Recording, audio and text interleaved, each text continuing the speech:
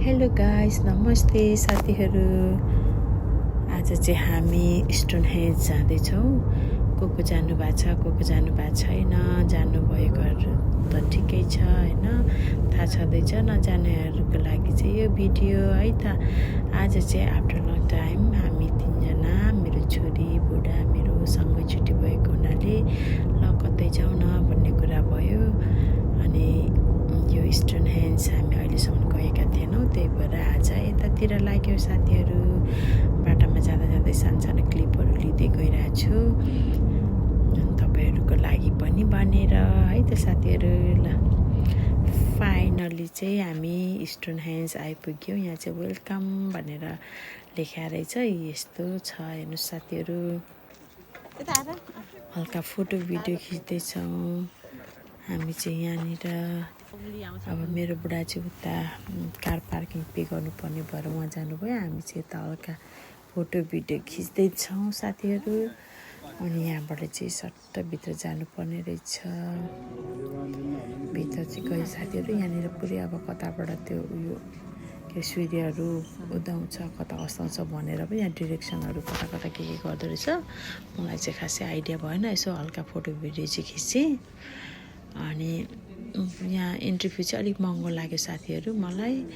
हामी तीनजनाको अराउन्ड कति 80-85 कति तिर्न पऱ्यो। मलाई चाहिँ अलिक सस्तै होला जस्तो लागेको थियो, 15-20 पाउन्ड। तर यहाँ चाहिँ अलिक महँगै लाग्यो। अब त्यस्तै त होला नि होइन साथीहरू। ल यहाँ हेर्नुहोस् त, यहाँनिर के को हड्डीहरू कसले के बनाएको मैले चाहिँ अब पढेर साध्य छैन। हल्का यहाँ क्लिपहरू चाहिँ लिएर यहाँ भिडियो बनाउँदैछु साथीहरू। अब यहीँबाट पढ्नु होला, मैले पनि यहीँबाट अब पढ्नेछु। पहिला चाहिँ यस्तो थियो अरे स्टोनहेन्ज, यो हुनुभन्दा अगाडि चाहिँ हेर्नुहोस् न साथीहरू। फर्स्टमा चाहिँ यस्तो थिएछ यो ठाउँ।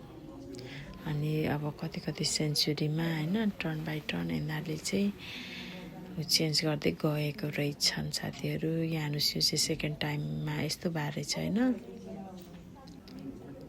सेकेन्ड टाइममा यस्तो भएको रहेछ।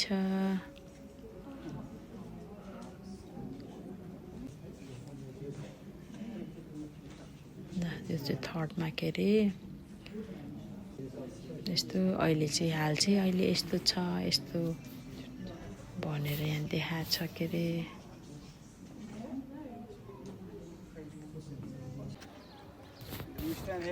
के हो ल, हामी बाहिर निस्क्यौँ। बाहिर चाहिँ यस्तो कस्तो राम्रो राम्रो कोटेजहरू जस्तो देखाएको थियो कि। अनि म चाहिँ रेस्टुरेन्टहरू होला भनेर सोचेको थिएँ साथीहरू, तर होइन रहेछ। यो चाहिँ पहिला पुर्खाहरू चाहिँ यसरी यस्तो घरमा चाहिँ बसेर चाहिँ उहाँहरू बस्नु हुँदो रहेछ।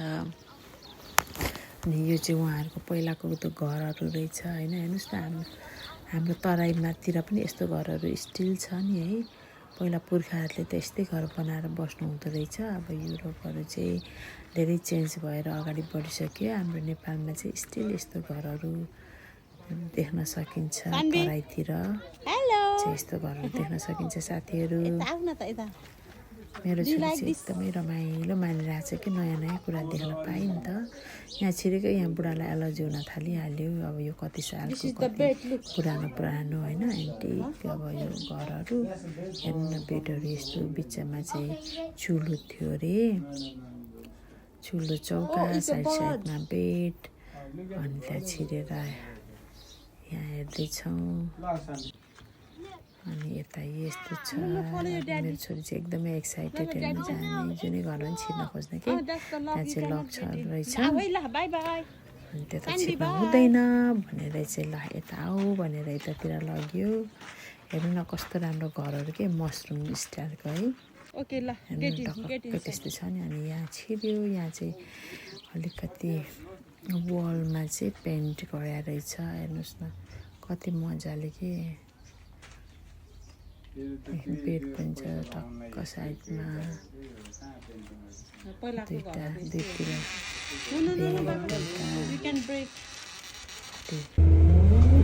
सम्हालेर राखेको है। अनि त्यो बिहान चाहिँ यहाँ गाडी पनि जाँदो रहेछ कि, बसले लाँदो रहेछ उतासम्म चाहिँ। अनि हामी चाहिँ अब हिँडेर पनि जानेहरू थिए मान्छेहरू, तर हिँडेर चाहिँ अब गाह्रो हुन्छ, बच्चा छ भनेर चाहिँ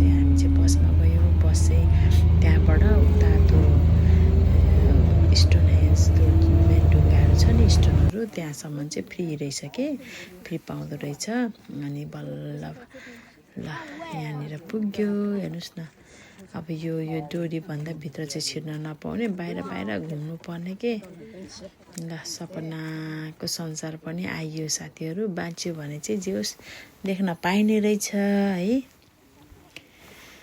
ल आज चाहिँ आयो अब झुकी आएको पनि 5-5.5 वर्ष भयो फाइनली आज साइज जुरेर आज चाहिँ आयो एउटा साथीहरू हेर्नुहोस् न मेरो छोरीलाई चाहिँ लिफलेट चाहिने अरे के त्यहाँ पुरै लाइफ अफ सिप ओके पढ्दै हिँड्नु पर्ने उसलाई हामीलाई चाहिँ अब फोटो र भिडियो खिच्न पाए पुगिहाल्यो उसलाई चाहिँ पुरै त्यहाँ के छ हेर्न पर्ने अरे के यो ढुङ्गा त है सबै मान्छेहरूले कति फोटो खिच्छ यो ढुङ्गाहरूमा ल त आज त हामीले पनि खिच्न पायो साथीहरू यति धेरै मान्छेहरू आएको थियो कि टुरिस्टहरू भनौँ न उता चाइनातिरको होला चाइनिजको बोलिरहेको थियो थ्याङ्क यू भन्ने चाहिँ चाइनिज जापानिजहरू के हो यति पाद्ने के पाद्दैन